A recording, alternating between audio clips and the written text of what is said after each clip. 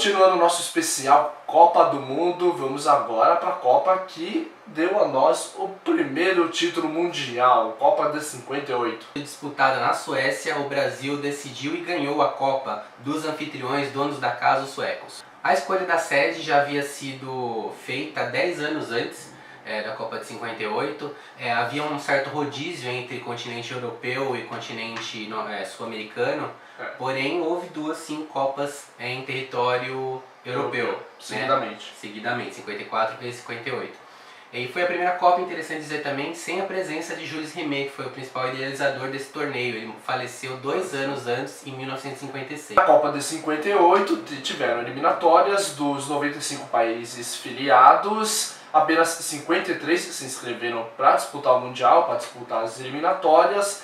E nessas eliminatórias houveram algumas seleções que não foram para o Mundial e que eram importantes, que é como o Uruguai, bicampeão, e a Itália já fazendo essas coisas há muito tempo. 2 bicampeões mundiais. 2 bicampeões mundial fora da Copa do Mundo. Os grupos foram divididos entre 16 seleções, 4 seleções. E em cada grupo havia pelo menos um sul-americano, um britânico, já que são 4 países lá da Grã-Bretanha, um do leste europeu e um da Europa Ocidental. E assim os grupos se compuseram. Foi na Copa de 58 que o Brasil apresentou para o mundo nada mais nada menos que o rei do futebol, o atleta do século. O maior de todos. Maior de todos. Edson Arantes do Nascimento, Pelé.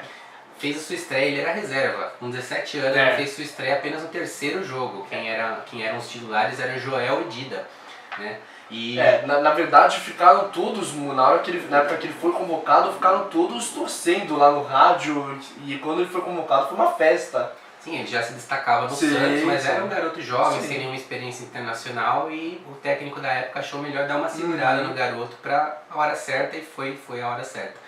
Juntamente com ele, essa Copa também revelou para o mundo um garoto de pernas tortas, Garrincha, que com seus dribles desconcertantes, sem mexer na bola, deixava os adversários no chão. Nessa Copa o Garrincha ficou meio ofuscado pelo Pelé. Sim. A Copa seguinte seria assim do Garrincha. Do Garrincha que a gente vai falar. Mas essa Copa, com o surgimento do Pelé tão jovem, com as jogadas magistrais dele, todos os holofotes ficaram pro rei do futebol. E vamos ao artilheiro da Copa de 58. Não foi o Pelé, pelo incrível que pareça. Foi um jogador francês chamado Jules Fontaine, um jogador de 19 anos que marcou 13 gols em 6 partidas. Caramba, hein? Que marca, hein? O craque da Copa, a questão da bola de ouro, só foi inventada em 1982, né? Entre uma revista francesa e a FIFA. Discute-se muito de onde foi a origem desse prêmio. Mas a Copa de 58 talvez tenha sido a que gerou mais discussão em respeito aos craques brasileiros. Qual seria realmente o craque da Copa?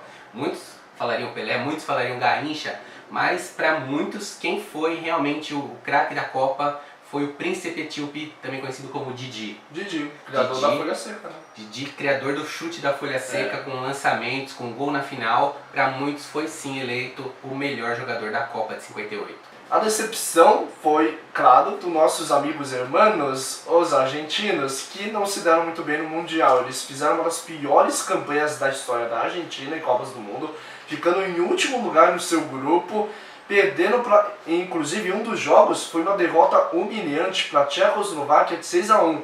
O técnico da Tchecoslováquia colocou 5 atacantes e pegou os caras de calças curtas, né? 5 atacantes. E que Copa melhor? Brasil campeão e a Argentina se dando mal passando. Exatamente, tá ótimo. E na decisão todo mundo já sabe o que aconteceu. O Brasil campeão jogando contra a Suécia. O Brasil jogou de azul, pois a Suécia, dona da casa, vestiu o amarelo. E na final da Copa o Brasil jogando de azul, porque a Suécia, dona da casa, jogava de amarelo, com 2 gols do rei do futebol Pelé, com 2 gols de Vavá para fechar a conta Zagallo. O Brasil fez 5-1 na Suécia, donas da casa, e foi o primeiro título mundial do Brasil na história das Copas. E com 2 gols de Vavá, 2 gols de Pelé para fechar a conta, mais um de Zagallo, o Brasil vestindo azul, porque a Suécia era a dona da casa e vestiu amarelo. O Brasil venceu por 5-2 os donos da casa e conseguiu seu primeiro título mundial da história das Copas. Vamos agora para as curiosidades do Brasil campeão na Copa da Suécia. A começar que foi a primeira Copa do Mundo que os 4 países lá da Grã-Bretanha participaram da Copa do Mundo. Tanto que eles participaram do grupo, cada um em um grupo. Escócia, Irlanda do Norte, Inglaterra e País de Gales. Um dado muito curioso que aconteceu aí nos bastidores da seleção brasileira em 58, que o chefe da delegação era o Paulo Machado de Carvalho, que deu nome ao estádio do Pacaembu. Ele percebendo ao chegar ao hotel que a seleção brasileira ficaria hospedada, tinha, como em toda a Suécia, algumas loiras muito interessantes. Atraentes. E a camareira do quarto dos brasileiros era uma loira estonteante. A primeira coisa que o Paulo Machado de Carvalho, muito sábio, falou com o diretor do hotel, com o gerente, falou: dá férias pra essa guria, moça, paga bem ela, dá férias remuneradas e deixa ela lá em casa enquanto os jogadores estiverem aqui. Porque os jogadores, E isso acontece até hoje, né, nos hotéis. Após a final, toda aquela comoção de suecos festejando os brasileiros, o meia Moacir estava de mãos dadas com uma outra loira um tanto quanto estonteante, e ele diz a lenda que falou baixinho para os companheiros: não fala pra ninguém que eu não sou o Pelé. E ele enganou a moça. Ela não vai saber se era o Pelé ou não, né? O Pelé pra conseguir algo a mais, né? E também tem um dado interessante que o Garrincha, depois de deitar vários adversários, acabou deitando também uma sueca. Sueca, e o filhinho tá aí até hoje. Né? Tem um filho sueco, muitos não sabem, mas o Garrincha tem um filhinho loiro de pernas tortas. O Brasil foi a primeira seleção a conquistar o título mundial fora do seu continente, ganhando lá no continente europeu. Tal feito só iria ser quebrado pela Espanha em 2010, na África do Sul, e depois a Alemanha aqui no Brasil. Pelé, aos 17 anos, foi o jogador mais jovem a conquistar o Mundial. E um dado interessante a respeito de salários, que hoje em dia os jogadores ganham muito bem, por aí. Nessa época, na primeira fase, o Brasil venceu a Áustria e o prêmio para cada jogador pela vitória foi de $70. Claro que hoje em dia daria uma bela grana isso, mas é muito pouco, né? E o prêmio para que cada um, ao ser campeão, foi de $2.000. O capitão da seleção brasileira, Bellini, foi o primeiro a fazer o gesto de levantar a taça sobre a cabeça, gesto imortalizado até hoje em todas as conquistas.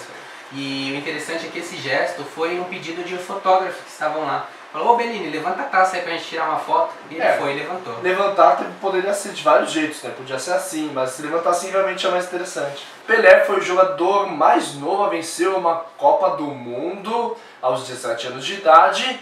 E um dado curioso ainda sobre o Pelé: os dirigentes do Brasil não enviaram a numeração das camisas dos jogadores para a FIFA, e a FIFA teve que escolher, e deram a 10 para o Pelé.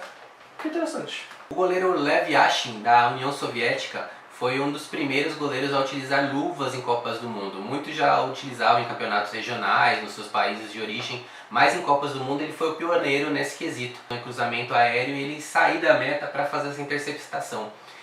Anteriormente, o prêmio A Luva de Ouro, que hoje é dado ao melhor goleiro das Copas, se chamava Prêmio Lev Yashin, em homenagem ao goleiro soviético.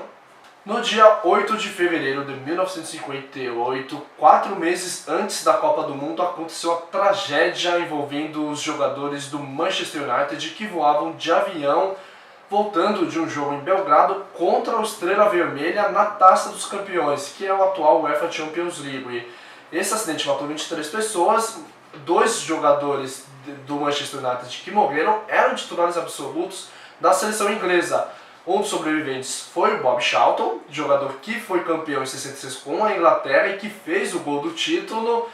E isso aí fez a Inglaterra, que era uma das favoritas em 58, perder, obviamente, e muito mal na Copa do Mundo. Não tinha nem clima para jogar, acho. Jogou, perdeu, foi eliminada, e um desses empates foi com o Brasil. 0-0, o primeiro empate sem gols da história das Copas do Mundo contra o Brasil. Galera, esse foi o resumo da Copa do Mundo de 1958, a primeira que o Brasil faturou. Fique ligado e aproveite os próximos vídeos das histórias da Copa.